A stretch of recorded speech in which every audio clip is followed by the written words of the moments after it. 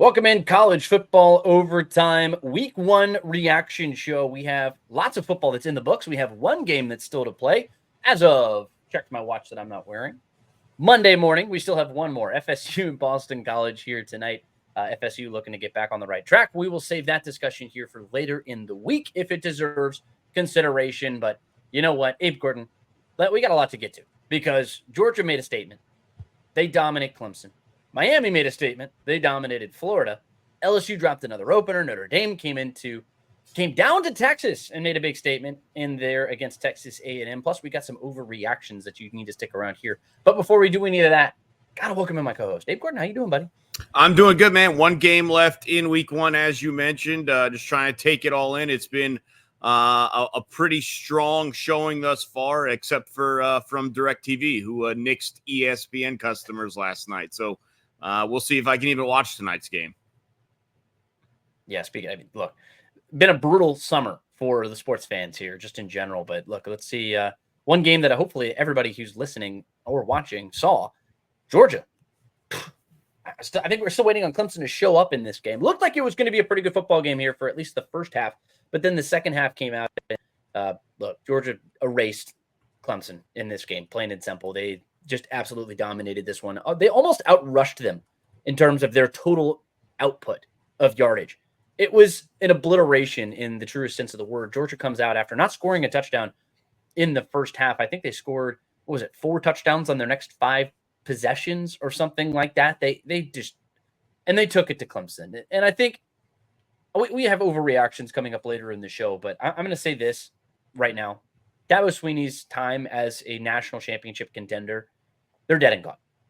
Clemson's over. It's done. The team is talented, but they have too many holes. And it's been the exact same holes that we've seen over the last 2 seasons. It's been more of the same. I just talked to Connor O'Gara from Saturday Down South, and he made a point that this team only has 2 players that have been drafted from the offense going back to 2021.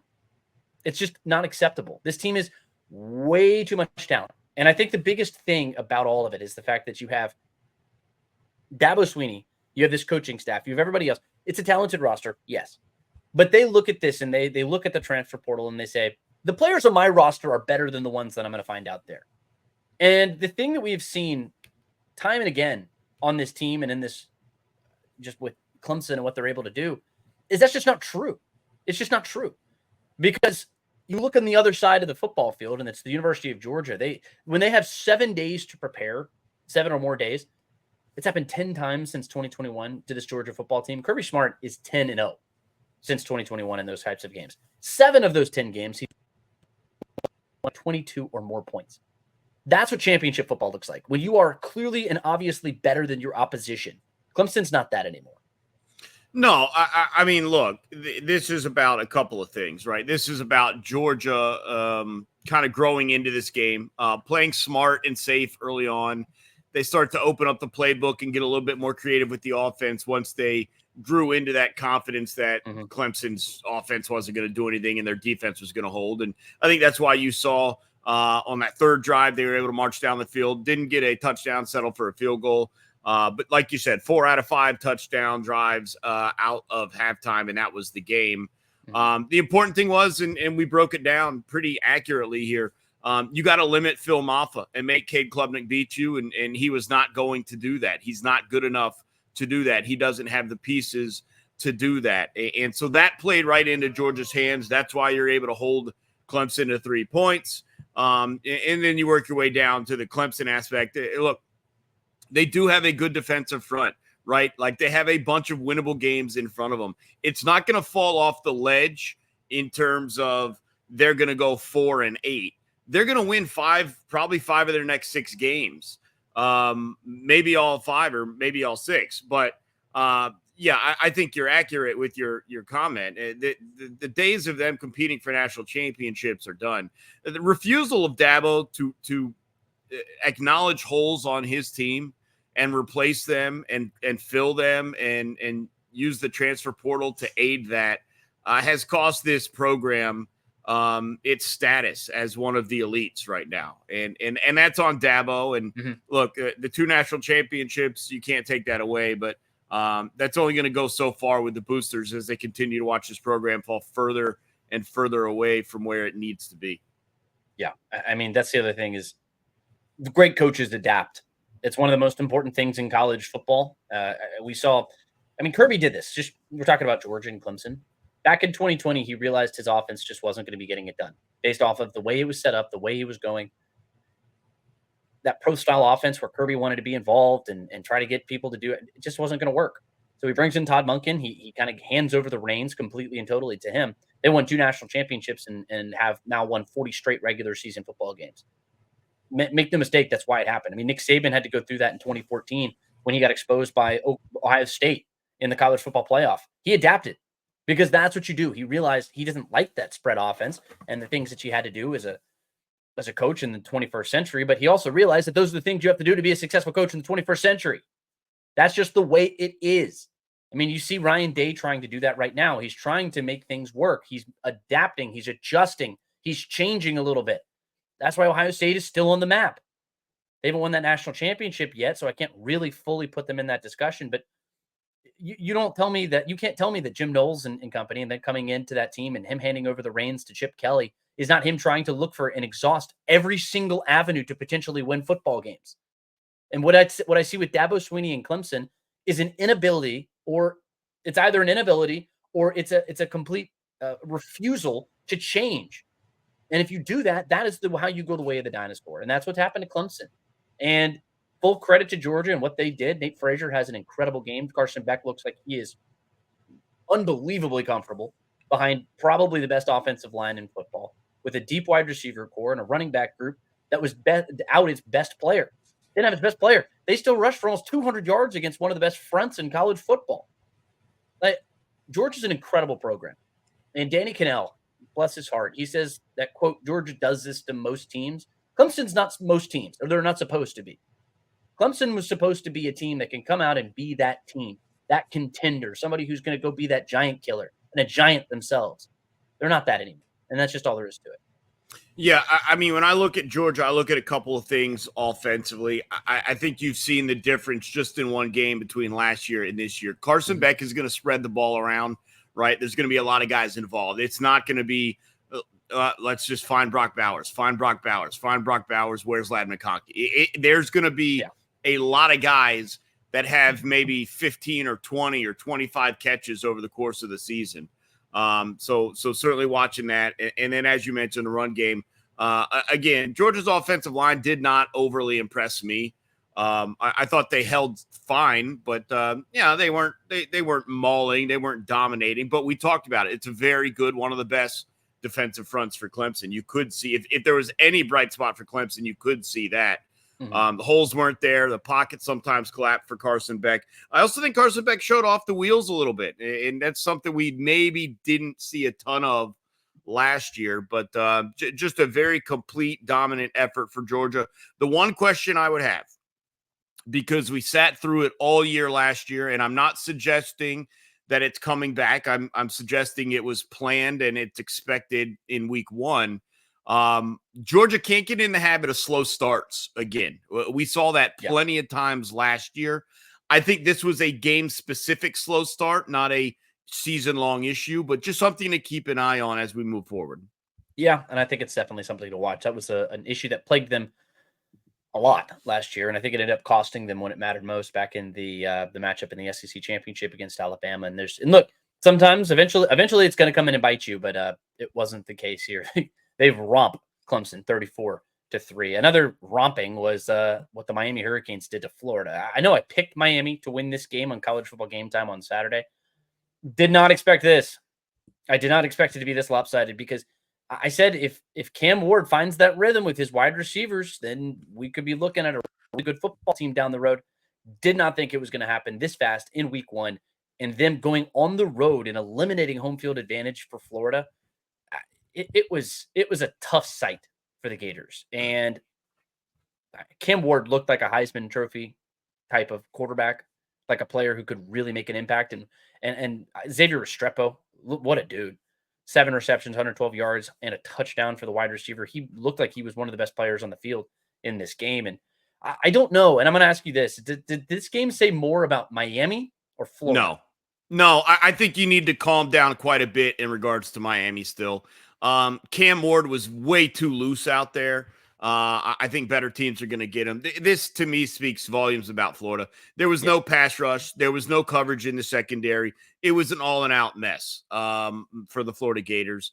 They could not do anything. I know they had the 175-yard run from Montreal Johnson, but they could not get anything going on the ground either. And as the game played itself out, and maybe Miami stopped calling certain defenses, but if anything, Florida might need to see a lot more DJ Lagway. They looked a little bit better offensively when he came into the game.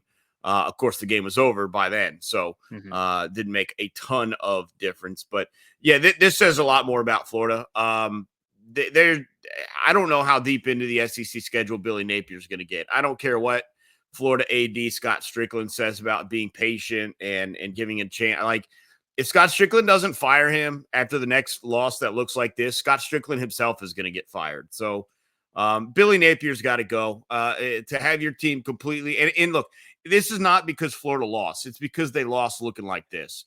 They looked unprepared. They looked wholly unready. It was at home. This was more embarrassing for the Florida program than really anything else in the past couple of years. So, this to me, Miami's still interesting. They're still very good. Don't get me wrong. And they did open your eyes. There's no doubt about that. But I'm not just immediately saying that Miami looked as good as Georgia because of similar, 20, some odd point, spread difference in the game here. Sure. This is still about Florida to me.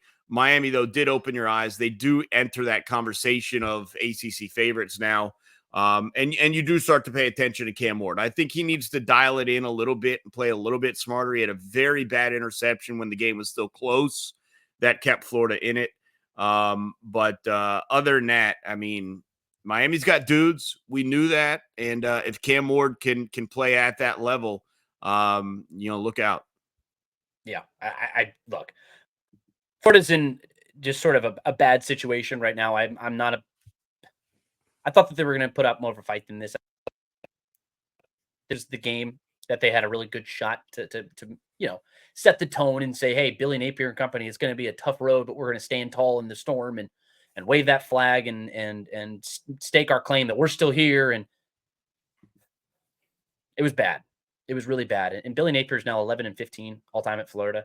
You're the last guy who took his team to 3 straight New Year's 6 bowl games when had one losing season and was fired. Billy Napier is about to have a losing season for the 4th year in a row. But the program's about to have its 4th losing season in a row. He's about to have his 3rd consecutive losing season. And I just don't see any positives here. I've seen some of the overreactions on social saying, oh, this team could go 1-11 or 2-10 or something. Maybe not that bad. This is still a team that's going to, they'll be fine in a couple of games, and they're not the bottom feeders of the SEC. Like, let's react. Like, don't overreact. Let's slow down a little bit. But this Florida team, as far as Billy Napier is concerned, they're done. I have no faith in anybody on that team anymore. I know you go out and get a great quarterback and everything, but it's not enough. And the thing is, I don't think that they're any closer to competing than they were last year when they also had a losing season. This is year 3. Coaches are expected to have at least some form of an identity in year 2. And you're supposed to start seeing that. Year 3 is where you're supposed to turn the corner and you have your guys. And like, he has recruited everybody on that roster for the most part at this point. And they are getting out physical. They're out talented. And they're just altogether getting beat up and down the field. And I agree with the slowdown on Miami as well. But I'm not a big believer in Mario Cristobal either. I mean, the guy is still 11-19 all time in 1-score games. Maybe that's just because the ball hasn't bounced his way, or maybe it's also because he doesn't know how to kneel out a clock. I mean, he's done a lot of ridiculous things in his time, and I think his inability to manage a clock will eventually be his downfall. Maybe not early in the season, but later on when at some point, I just don't know if they're at that level of Clemson or even Florida State. Tough look for the rest of the conference in the ACC, by the way. Virginia Tech faltering at Vanderbilt. But Miami, I mean, they're a good football team. I just got to see a little bit more consistency from them. Any more thoughts here before we move on, Abe Gordon? Yeah, I do like Miami. I don't want to take away from what they did too much. But it is something that they're now going to need to. They've got a spotlight on them now because of this performance. Mhm. And whether fair or not, whether it's more about Miami or more about Florida or not, they are kind of going to get thrust into this area with a lot of pressure of carrying the water for the entire conference. Mhm. Florida State did it last year. Clemson's did it in years before. And I'm not saying it's not necessarily Clemson right now. I think a loss to Georgia doesn't necessarily take them out of that discussion. But when you're looking in a Oh, it doesn't. one I don't think bid, it at all. It doesn't at yeah, all. It's not a conference loss. It doesn't matter. well, it does because you lost by 31 points. It's not like Mentally, it's, it does. but I think dealing with pressure now for Miami is going to be interesting. I think this is probably something for the most part that they have not dealt with. They're going to be very high in the rankings come the next poll, and they're going to have to deal with that. And I'm interested to see how that plays out as well. Yeah, one thing worth noting, they do not leave the state of Florida until October 5th. Next ACC matchup or game that they could legitimately lose is coming up here. Virginia Tech, September 27th. Florida A&M next week, Ball State after that, and then it's South Florida, their second road game of the season. But look, after the way Virginia Tech played against Vanderbilt, we'll see. We'll see. As far as the ACC is concerned, they really took one on the chin for the most part. But this was really the lone game that they came out and made a big statement. But the SEC also didn't really have an awesome week. Georgia, of course, we talked about it already. They came out and really carried the water, like you mentioned, to steal your expression. They dominated Clemson, but LSU, they dropped one. Florida dropped one. Texas A&M dropped one. But let's talk about LSU here because Brian Kelly, the commentary about him is that his guys just never seem to win the big game. I scoffed at that notion because he won the big game, quote unquote, his first year at LSU. He goes and beats Alabama. And that was an incredible game. He gets his guys to an SEC championship. But this is just another one of those games. He just has shown a habit of losing these openers. And it's not that his guys aren't ready to play. It's just that they lack this sort of killer mentality. Like I felt like LSU was the better team for much of this game.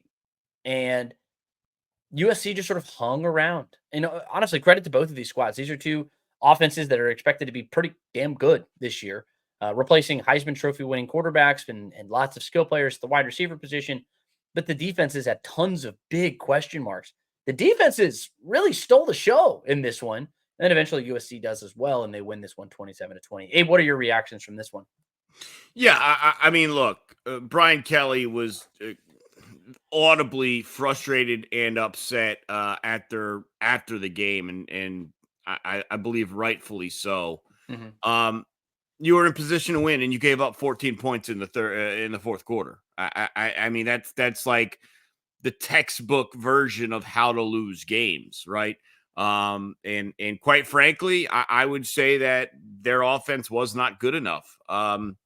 You knew coming in that there were probably going to be some defensive limitations, and I'm not sure that there really were. To be honest, I thought they played pretty good defensively against a USC team that is also kind of like for like a team that's supposed to have a pretty high powered offense, can sling the ball around and might give up too many points though to be competitive, and that wasn't the case for them either. But I agree with you. It felt like LSU was the better team most of this game. And then when it mattered, in fourth quarter is always when it matters most, it just wasn't there for them. And so that's a tough beat. That's frustrating.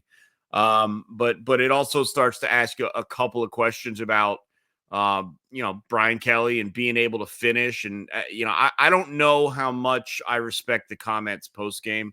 I'm okay being mad, being frustrated.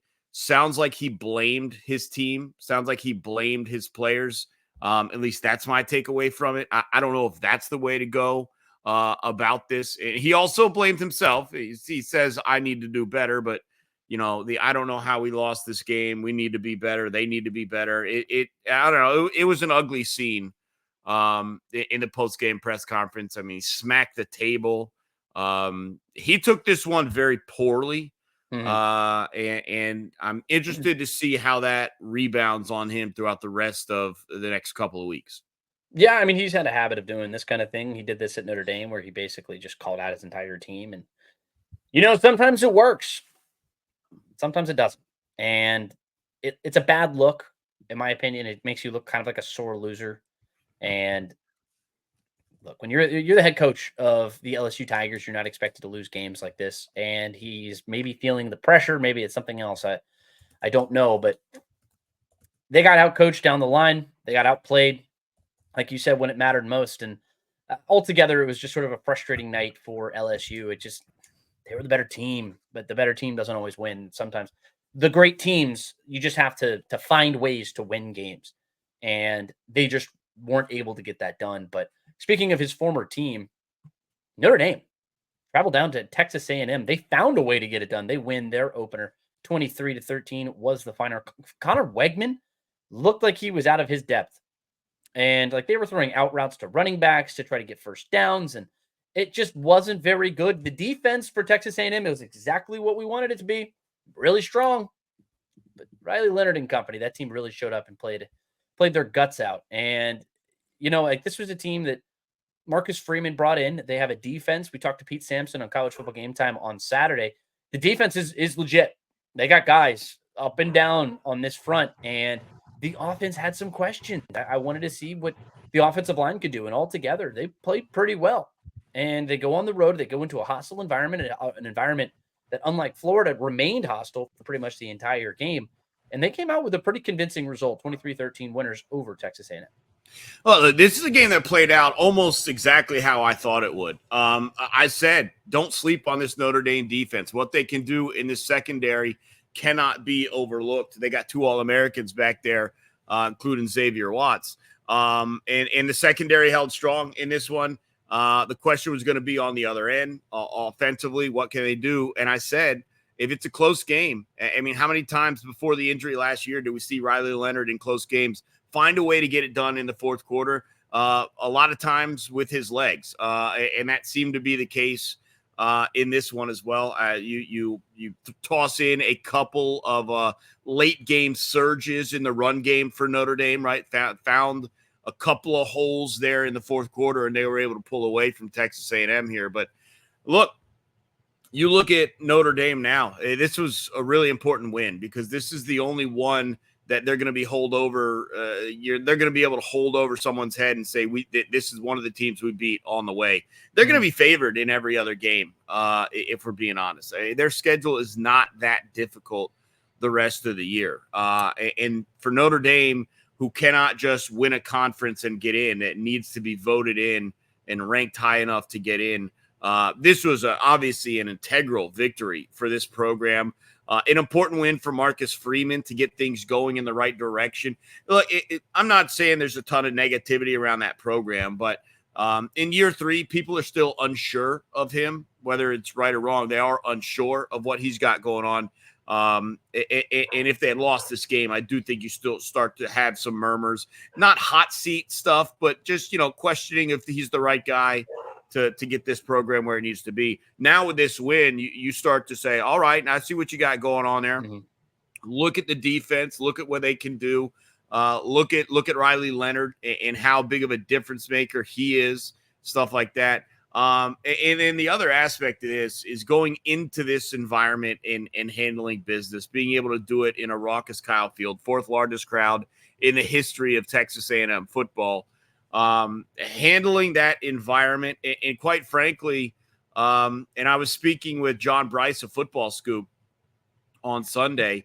He said they walked into an SEC stadium and they looked more like the SEC team. They were faster, they were stronger, and they moved the ball around a little bit more. And I don't really disagree with that.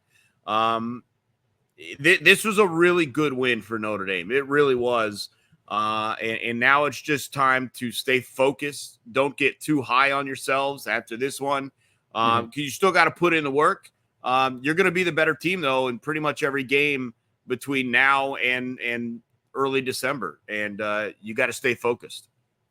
Yeah, I mean, staying healthy is the number one thing. But I mean, Notre Dame showed that they are a legitimate team that can compete for a college football playoff championship. I don't think they're necessarily on the level of a Georgia or an Alabama or anything else, but that's why you play all 12 games because eventually you'll find out down the stretch. But Notre Dame they looked like a team that can run the table. They looked like a team that can go 12-0 because you got a guy under center. You have a good enough rushing attack. The offense as a whole, the offensive line's only going to get better as the season goes along. It's young, but it's talented. It's inexperienced. But again, you play 11 games and you should win all 11 remaining games on this schedule. And the going doesn't get super tough until you get to end of October, November anyway. And that bodes well for a Notre Dame team that should only get better as the season goes on. The defense is there. It's arrived. It's a top 10, potentially top 5 unit in the sport. And Marcus Freeman just keep these guys playing at that same level, and they'll be playing in the college football playoff and likely hosting as a top 5 or 6 seed in the playoff field, especially probably a top 5 when it's all said and done. But you never know. Obviously, at this point, it's useless trying to look too far ahead and say what is or will not happen. But it's fun to do. That's why we do it here on. One of the keys, I think, for this Notre Dame thing too, Garrett, is be comfortable letting the defense lead the way. Yes. Like Riley Leonard threw for what? Like 18 to 30, 158 yards. Like that's, by all accounts, that's not a stellar performance, right? Now I know he also did some damage with his legs, but just be comfortable. Like get used to playing in close games. Be comfortable with the defense taking the lead and finding ways to win. And I think that's what Riley Leonard brings to this program more than like elite high-level quarterback play, because I don't necessarily know if that's what he is.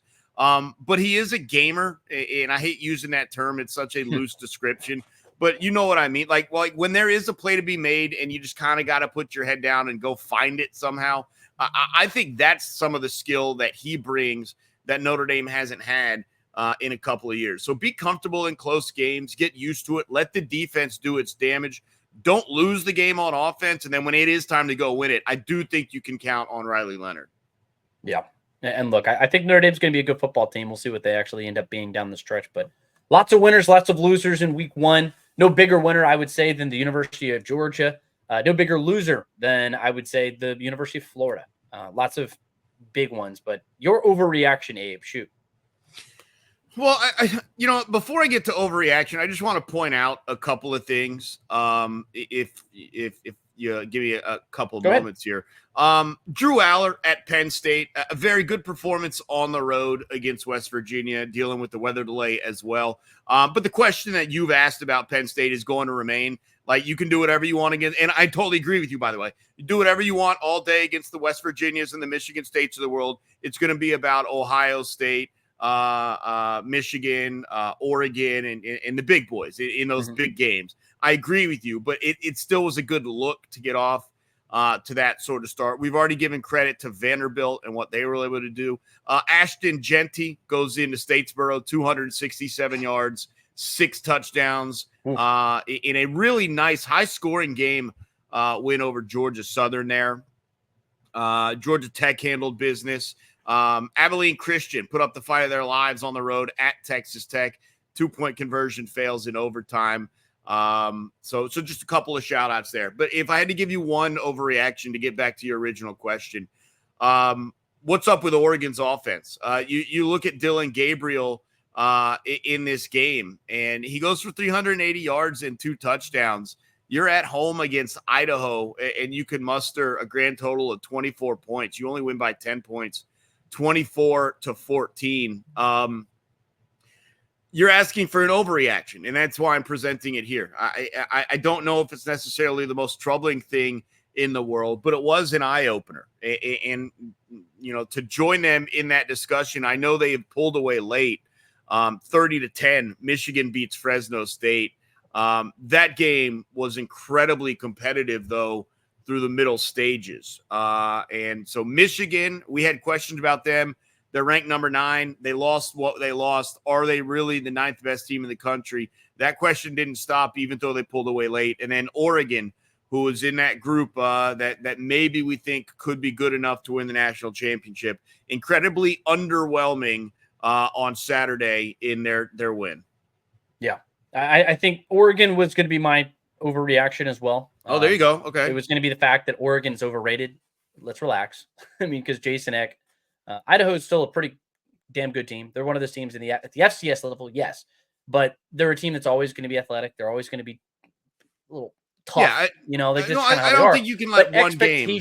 Yeah, the expectations at Oregon are that you're going to come out, drop 40 burger on their head, and then walk off the field. That's what Right. you're supposed to do, and you didn't do it. But I said this about the Georgia Tech win.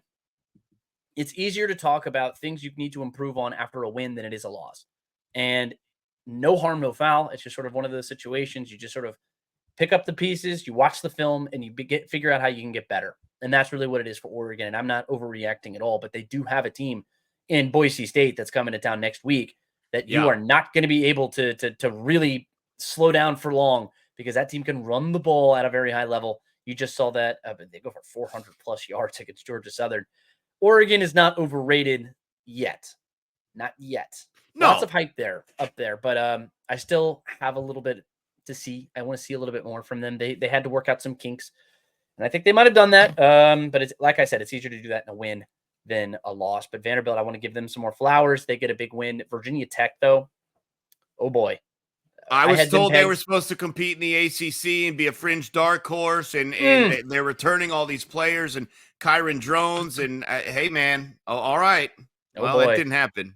Yeah, it was about as ugly as it could possibly be. Yeah. Kyron Drones deals with cramps or something when it downs the stretch. And I don't know. It's a tough one for Virginia Tech, but like it is for much of the rest of the conference, most of those losses don't count in the win-loss column when it comes to the ACC schedule. Everything is still in front of them.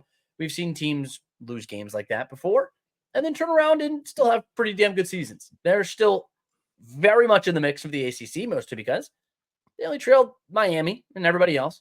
Still only counts as one win. So we'll see what they end up doing. If in a Virginia Tech and Miami, they have a date here at the end of September where a lot can change in that conference and that kind of matchup. But any more overreactions from you after week one? No, I think we pretty much covered it. The one thing I will say is, and you touched on that game, and we'll talk about it. Remember, we're going to be back on Thursday, previewing week 2. Couple of good ones I've already circled, based on what we saw in week 1. So looking forward to that. Yeah, it should be a lot of fun. So make sure you like, make sure you subscribe, make sure you follow along all season. College football overtime. Garrett Chapman, Abe Gordon at GChapATL, at Abe Gordon on Twitter. And we are going to have all of this all season long. So make sure you jump on in, like and subscribe, follow along. We'll have a lot of fun. Hope you will too. For Abe Gordon, my name is Garrett Chapman. Thank you so much for joining us. College football overtime, week 1 reaction show. The week 2 preview show is coming up later on this week. So keep your eyes peeled and we will be here. So make sure. See you then. Y'all take care.